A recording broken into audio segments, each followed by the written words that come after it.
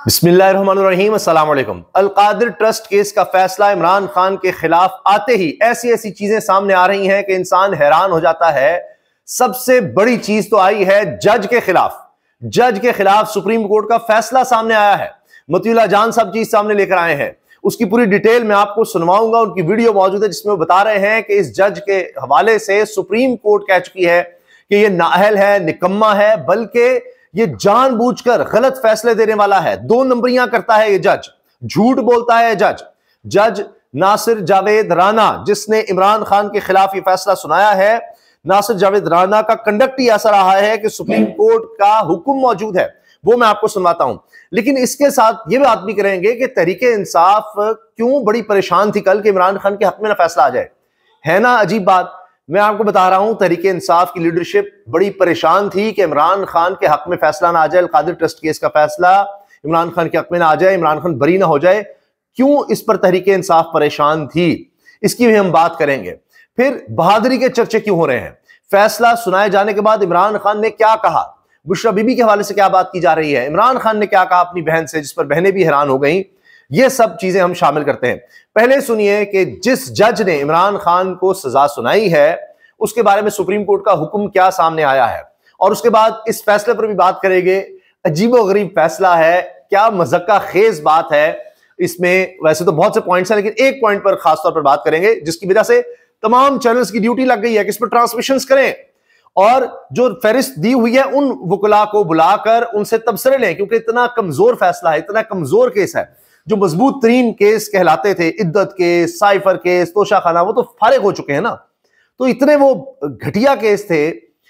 इस्लामी तारीख में 1450 साल की तारीख में कभी किसी पर इस तरह का मुकदमा नहीं बना। इद्दत का मुकदमा जो इमरान खान पर, उनके अहलिया पर बनाया गया, इतने शर्मनाक केस थे। उसके बावजूद इतनी बहादुरी से इमरान खान ने और उनकी अहलिया ने उनका मुकाबला किया। ये तो कुछ चीज ही नहीं है कि तमाम चैनल्स की ड्यूटियां लगी, ट्रांसमिशन दिखाओ। जब वो प्रेस कॉन्फ्रेंस दिखा रहे थे तहरीके इंसाफ की या अपोजिशन की, तो कहा गया ये नहीं दिखाओ, ये दिखाओ, ताकि इतना कमजोर फैसला है कि लोगों की नजर में उसकी कोई वक़्त बन सके। लेकिन इसीलिए फिर लोग मीडिया नहीं देखते, इसीलिए फिर लोग हक, सच, हकीकत, सच्चाई देखना चाहते हैं, जो जिस तरह से मतीउल्लाह जान सब सामने ले आए हैं। तो सुनिए क्या हुआ है असल में। उनकी नजर में और कानून के तहत जो है किसी भी शख्स को रिमांड को बगैर उसकी अब्सेंस में रिमांड नहीं दिया जा सकता। अगर अदालत में पेश करना जरूरी है रिमांड के लिए, लेकिन अभी काबुल खैरी को नहीं पेश किया, तो सब जज कौन थे? और ये जो केस चला वो नासिर जावेद राना साहब सिविल जज थे उस वक्त, एक फर्स्ट क्लास के। उनकी अदालत थी। सुप्रीम कोर्ट ने जब शो ऑर्डर लिया, उसके ऊपर तमाम प्रोसीडिंग हुई, तो उसके बाद सुप्रीम कोर्ट ऑफ पाकिस्तान ने ये मैं अर्ज कर देता हूं, सुप्रीम कोर्ट ने एक सो मोटो लिया जिसमें पता लगा कि यही जज नासिर जावेद राना, इसने कहा कि एक शख्स का जिस्मानी रिमांड मैं दे रहा हूं, जबकि उस शख्स को पेश ही नहीं किया गया। कानून में लाजमी है कि जिसका जिस्मानी रिमांड लिया जा रहा है, पुलिस उसको जज के सामने लाजमी पेश करेगी, फिर वो कहेगा कि हाँ जी मैं इसका रिमांड दे रहा हूं। इस शख्स ने क्या किया, इस जज ने क्या किया कि जिस्मानी रिमांड दे दिया और झूठ बोला कि मुल्जिम को मेरे सामने पेश किया गया है, वो अबुल खैर जो भी है जिनका नाम लिया जा रहा है, उसको पेश ही नहीं किया गया। जज ने झूठ बोला और ये पकड़ा गया सो मोटो केस में, और फिर सुप्रीम कोर्ट ने हुक्म दिया कि झूठा जज है।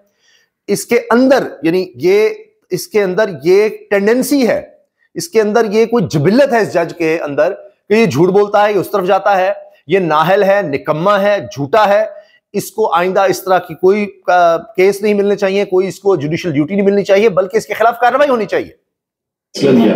और जो कि रिपोर्टेड जजमेंट है पीएलडी 2005 सुप्रीम कोर्ट पेज 86 के ऊपर, इसके अंदर उन्होंने ये वाज़ेह तौर पर पाकिस्तान के सुप्रीम कोर्ट के चीफ जस्टिस ऑफ पाकिस्तान ने लिखा, चीफ जस्टिस ऑफ पाकिस्तान ने लिखा, और ये रिपोर्टेड जजमेंट है, ये खास जजमेंट्स होती हैं जो रिपोर्ट की जाती हैं ताकि ये मिसाल बन सकेंगी बाकी जुडिशरी के लिए, बाकी अदलिया के लिए। सुप्रीम कोर्ट में भी पेश कर सकते हैं आप उसको कि जी देखें इसी किस्म का एक केस था, उसमें ये फैसला आ चुका है सुप्रीम कोर्ट का। हाई कोर्ट में, निचली अदालतों में हर फैसला जब कोई हो रहा होता है तो उसमें नजीरें पेश की जाती हैं कि जनाब देखें सुप्रीम कोर्ट जितनी बड़ी अदालत होगी उसमें उतनी ताकत होगी उस मिसाल में। सुप्रीम कोर्ट ने कहा हुआ है, ये वहां पर रिपोर्टेड जजमेंट है।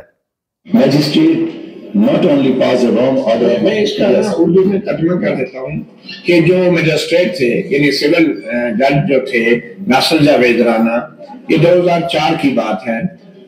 उन्होंने न सिर्फ ये कि एक गलत अदालती हुक्म पास किया, बल्कि एक खुलम खुला झूठ भी बोला कि जो मुल्जम थे यानी गलत हुक्म भी पास किया और खुल्लम खुल्ला झूठ भी बोला। अब ये उसका तर्जुमा बता रहे हैं जो फैसला आ चुका है। ऐसे शख्स ही मिलते हैं इमरान खान के खिलाफ फैसले सुनाने के लिए, हुमायूं दिलावर जैसे, शाहरुख अंजुमन जैसे, क्योंकि वो उस लाइन में लगना चाहते हैं जहां फिर वो आगे जा सकेंगे। काबिलियत नहीं होगी, बस इमरान खान के खिलाफ फैसले सुनाओ और हाईकोर्ट के जज बन जाओगे, तरक्की पा जाओगे। बार बार फैसले रोके जाते हैं। यहां तो जज की औकात ही नहीं कोई फैसला सुना सके, उसने लिखना क्या है, वो तो ना तारीख बता सकता है, कुछ और कर सकता है। सितम ज़रीफ़ी देखिए कि यहां पर होता यह है कि सजा सुनाने के बाद मुल्जिम को जेल भेजा जाता है कि अब तुम मुजरिम हो, जेल जाओ। यहां जजेस जो हैं वो जेल में जा रहे होते हैं और फैसले सुना रहे होते हैं, और जिस शख्स पर इल्जाम है पहले ही जेल में होता है। यहां तो यह हाल है।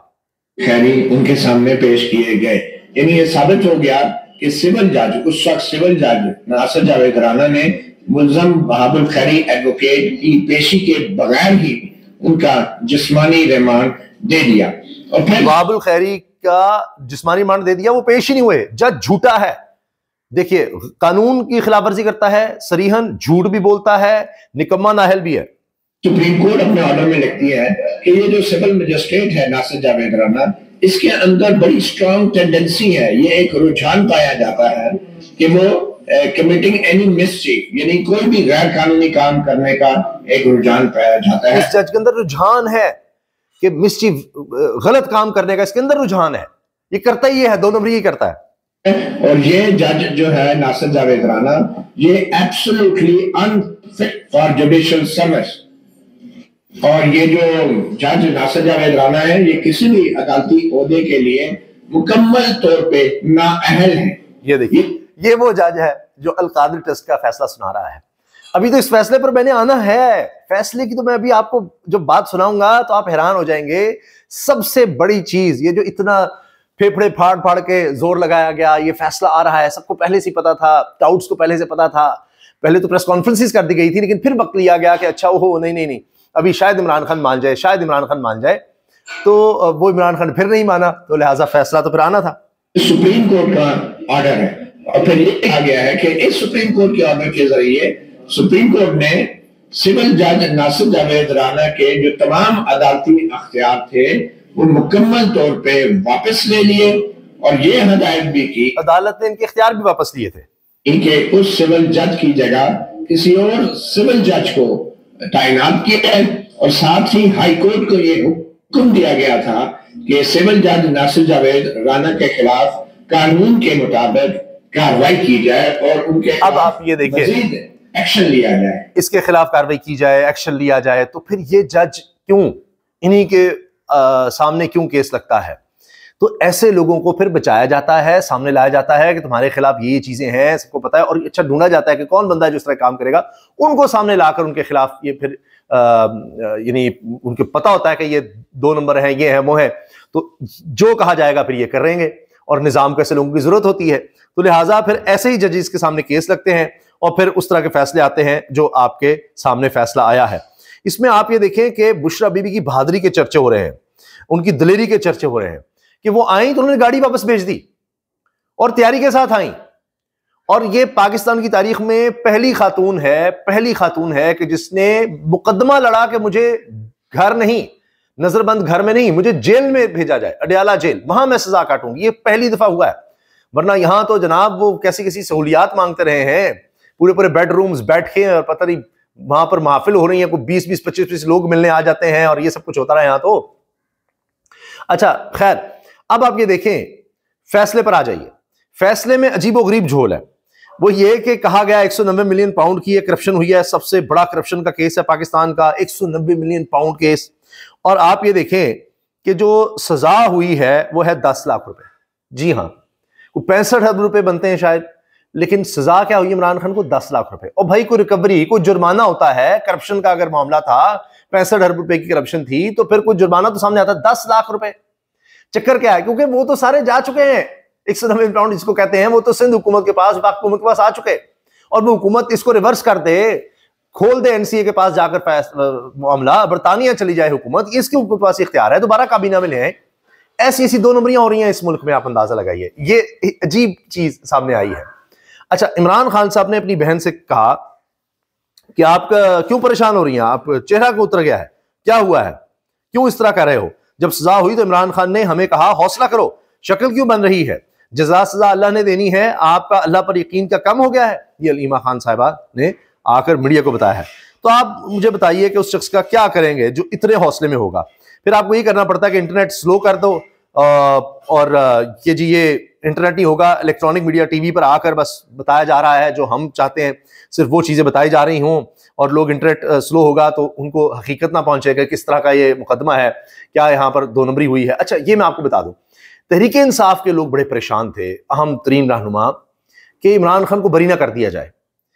उसकी वजह यह थी कि सब फिर कहेंगे कि देखा डील हो गई, इमरान खान को बरी कर दिया गया। नहीं जनाब, सजा दे दी गई है और मैक्सिमम पनिशमेंट दी गई है। इसका मतलब यह कि डील नहीं हो सकी, इमरान खान से एनआरओ नहीं मिल सका।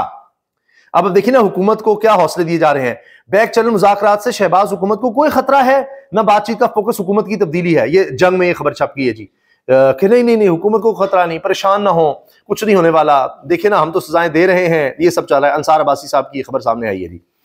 और पीटीआई का 190 मिलियन पाउंड केस का फैसला आला अदालतों में चैलेंज करने का ऐलान।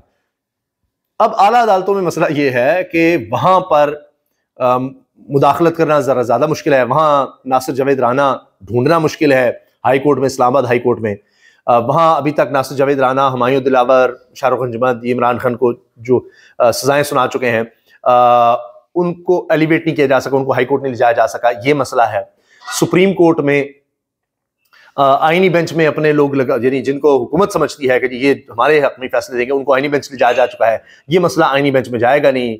जिन बेंचेस में जा सकता है उनमें मंसूर अली शाह साहब हैं, अतर मिनल्ला हैं, मुनीब अख्तर हैं, ये लोग बैठे हुए हैं। तो आला अदालतों को फिर दुनिया को भी फेस करना होता है। ये तो होता है ना कि भाई ओहो आपको ये मिल जाएगा, वो मिल जाएगा। वो जो पहली आला अदालतों बैठे हुए हैं उनको कितना आप ज्यादा ये कर देंगे कि आपको फलां जगह ले जाएंगे, अच्छा आपको चीफ जस्टिस लगा देंगे, वो भी मसला होता है। फिर इंटरनेशनली बड़ी सुर्खी होती है कि था क्या केस, आपने किस तरह की सजा दी है, कि सीरत नबी पढ़ाई जा रही है, दीन की तालीम दी जा रही है, सरकार दो आलम सल्लल्लाहु अलैहि वसल्लम की हयात पाक के बारे में वहां पर बच्चों को बताया जा रहा है। तो इस पर आपने मुकदमा बना दिया है। यह हाल है। नहीं, यहां बर्दाश्त ही नहीं हो रहा कि कोई अच्छा काम भी कोई कर दे यहां पर। यानी यहां तो हमें यह आदत है कि यहां से लूटो और बाहर लेकर जाओ, मोहल्लात बनाओ, ये आदत है। यहां तो ये है ही नहीं कि जी यहां कोई शख्स आएगा और वो इक़्तिदार में आकर वो ट्रस्ट बना देगा, वो कोई दीन का काम कर देगा, वो कोई ऐसा काम करेगा जिसमें उसको जात को कोई फायदा नहीं मिल रहा।